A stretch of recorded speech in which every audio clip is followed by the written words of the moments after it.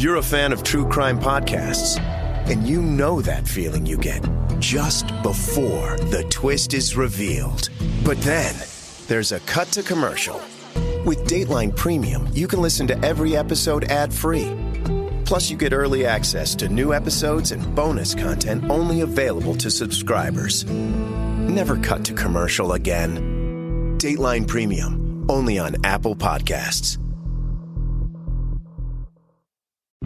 Coming up. And one of the reasons we now think it was challenging is because there's good reason to believe that there were actually two suspects who are tied to the murder of Asenath Dukat. For Vault Studios, I'm Reed Redmond. You're listening to The Daily Crime.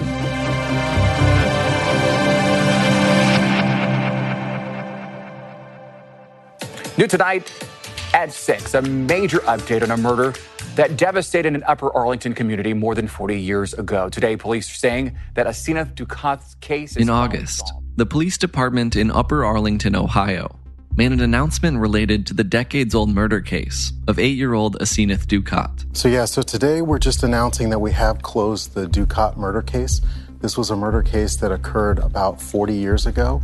And so today we released the closure to that. So we wanted to put it out there, hoping that the community and the Dukat family and obviously the police department could just find a little bit of peace and find some closure to what was a very horrific event. The case is now closed, but not everyone in the community believes it should be. Seeney's former classmates are not convinced. They released this statement saying, in part, the case may be closed by the city of Upper Arlington, but it is far from closed for us. It's important to prioritize your mental health and wellness every day, because when you work on yourself, you'll start to see and feel positive changes in all areas of your life. The long-term effects of therapy can give you the tools to deal with challenges as they arise, strengthen your relationships, and give you a more optimistic outlook on life. There's no better time to invest in yourself than right now.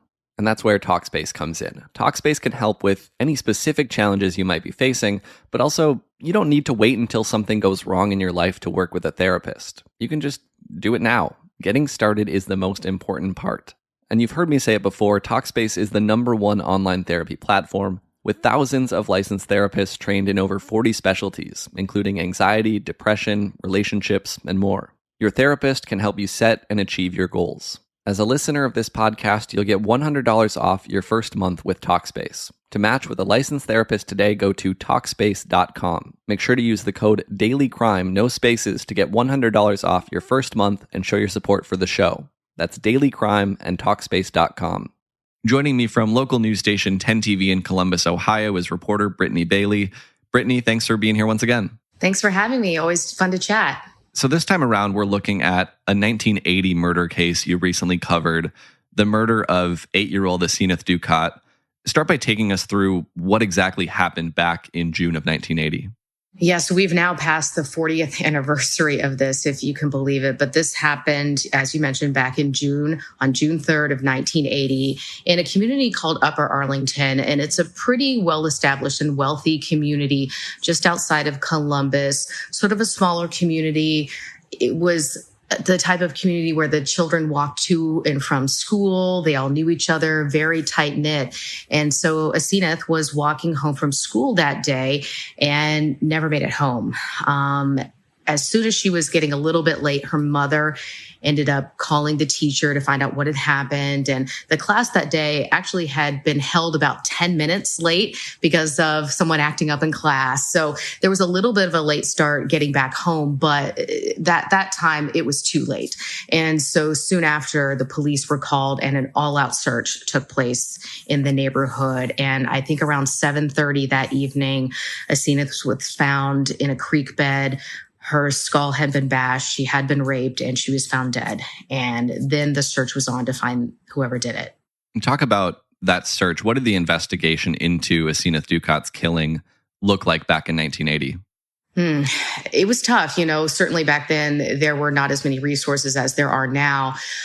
There were some reasons to believe that perhaps the crime scene was not treated properly, lots of folks walking in and out. And so that may have damaged the amount of evidence that could be taken, but that's been disputed over the years by different detectives and police officers who have worked on the case. But they were not able to collect that much DNA evidence, though. They were able to basically collect the clothing she was wearing, the rock from the creek bed that had killed her, and a little bit of DNA evidence, some blood and things like that they could try to test. But of course, at that time, the testing was not that great either. And as we can talk about later on, they started to redo some of the testing, which finally led to what police believe is the conclusion of the case. But that's also still in dispute. So back then, they had to rely a lot on witnesses. They went around and they tried to talk to everyone about what they had seen, who they had seen, and tried to track down suspects that way. And really, one of the big problems was coming up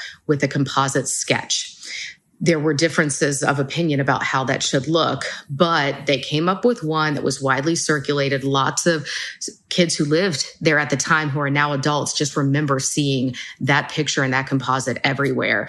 And one of the reasons we now think it was challenging is because there's good reason to believe that there were actually two suspects who are tied to the murder of Asenath Dukat. And so some people may have seen one, some people may have seen the other, and that was very confusing because they don't really look alike. So that really caused some challenges, I think, in the beginning of the investigation as well. 10 TV has covered this case quite a bit over the years. And you mentioned in your most recent story that this is a case that's had a pretty profound impact on this community of Upper Arlington. Talk about that impact. Absolutely. I mean, I really would be remiss if I didn't point out the website, The Long Walk Home. It's an incredible resource. And frankly, the people behind that are just incredible, amazing human beings who have kept this story alive. They have never given up hope on finding answers because they were frankly so traumatized by what had happened. As I mentioned, it was a tight-knit community. And I remember, in talking to a couple of the gentlemen who run this site, hearing about how troubled they were after this happened and really how scared many of the children were in the community. One talked about, having this composite sketch hanging on the refrigerator. So every time you come home after school to get an after-school snack out of the fridge, you're greeted with that. This composite sketch was in windows of homes and businesses, and this crime just permeated the community. And, Sini was just a beloved little girl as well. And so the investigative work that they have done on their own, sometimes in cooperation, sometimes not in cooperation with the police, is just incredible. And if anyone really wants to find out more about this case, that is an incredible resource. I have relied on talking with them throughout the years that I've just been researching this, and I owe everything really that I know about this case to them. And I would feel terrible not mentioning how much of an impact they have made on this case. And frankly, I think the only reason they've kept this alive in many cases has been because of this group of folks. And I need to point out, they have all remained anonymous. They want nothing out of this. They want no attention on them. They don't want to reveal who they are. They just want to keep this in the spotlight. And even though there is now, which we can talk about, a conclusion to this case, the police have now come out and said that they have solved it and they're closing this case. They're not done. They don't believe that what the police came up with in the end is the end of this case. Let's talk about how we got to this point. So as you laid out, there was all of this evidence back in the 80s. There were a few seemingly promising leads, but the case went unsolved for decades. It's then in 2008, as we've learned, that this case kind of popped back up on investigators' radar. Why was that? Well, at that point, they had made a DNA match with another suspect named Brent Strutner. He also, by the way, lived in the same community at one time as Asenath Dukat. So that's interesting to note. And when they found this DNA evidence, they were determined that this was their suspect. However, the problem was, this is in 2008, Brent Strutner had died in 1984 by jumping out the window of the downtown Columbus YMCA. So at that point, one might think that they would simply close the case. You can't obviously pursue charges against someone who's no longer with us, but they didn't do that.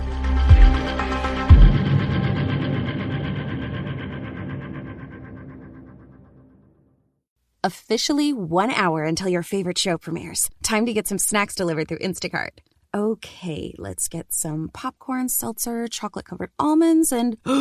wait, did they release the whole season? Better cart some ice cream for the 2-part finale.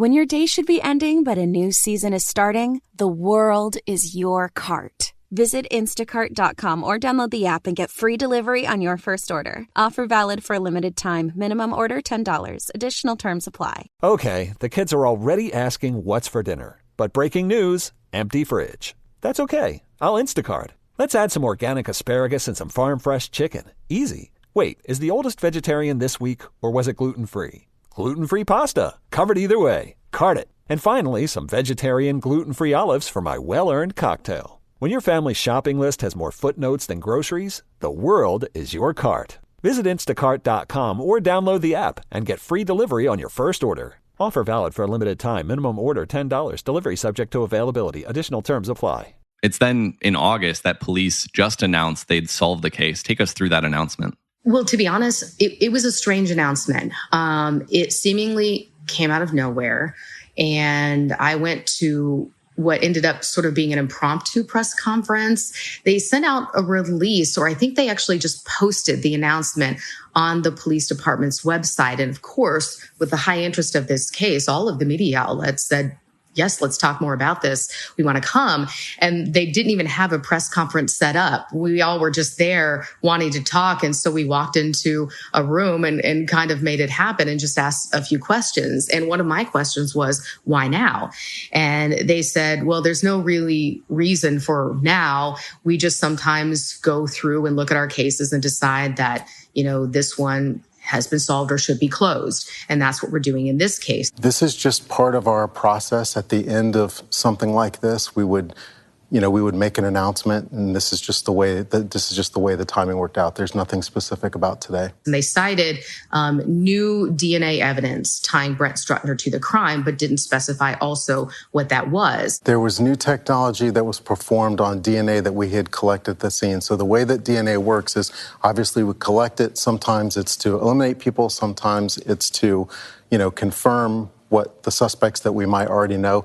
In this case, we had suspects developed early on, and so as technology kind of caught up with the physical evidence that we had, it allowed us to be more definitive in that realm. So they talked about new DNA technology being able to determine, so one could guess that they looked at some DNA evidence again, had it retested with some newer technology, and then were even more determined that he was responsible. I, of course, questioned the people there at the time about this other suspect, and they really wouldn't discuss that. They just said, this is our suspect, and we're now closing the case. Another interesting thing that came out of that is I had stopped by to try to talk to Asenath Dukat's mother that day just to see, if this maybe came as a relief to her that her daughter's case would finally be closed. I didn't find her at the house. So I thought, well, maybe that's because she's going to be at the press conference. Well, as I mentioned, it didn't really turn out to be much of a press conference, and she wasn't there. And not only was she not there, we were told the family was not even informed prior to the announcement. So over the course of the last 40 years, we've had conversations with the family. But as far as, today or in the last few weeks, we didn't reach out to them at all. Because her mother still lives at the same address, right? Yeah, I don't want to talk about where, she might leave. We want, yeah. You haven't talked to her? I think the focus is really that there is closure in this case, and the Dukat family has suffered so much throughout the years. We don't want to really bring up, these kinds of things. So that was a little strange as well.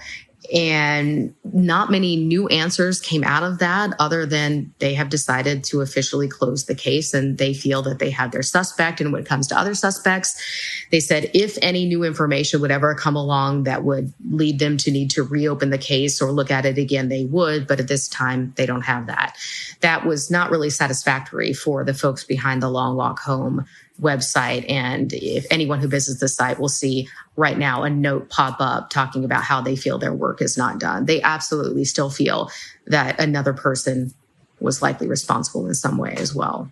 Right. I visited the website for the Long Walk Home today, and that statement says, Asenath's case is closed by the city of Upper Arlington, but it's far from closed for us. We applaud the countless hours and hard work that led to the confirmation of Brent Struttner's involvement in the crime. However, after viewing the totality of the evidence, it's reasonable to conclude Brent Strutner did not act alone.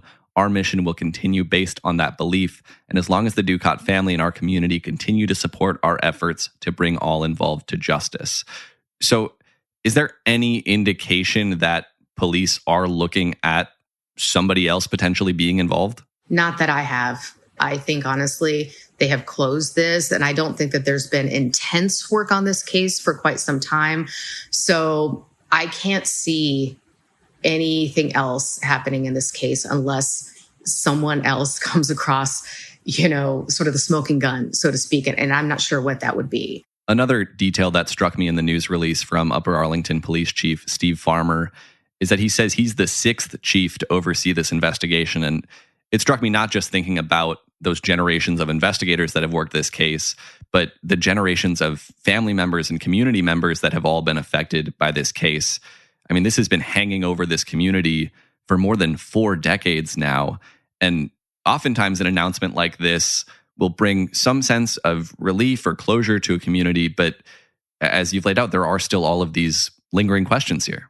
You're exactly right. And I think that's a good way to describe it. Instead of relief, I think it brought almost frustration in a way. You want a case like this to be closed and you want to finally have those answers, even if it's, not the answer you want. I mean, everyone knows Asenath's not coming back.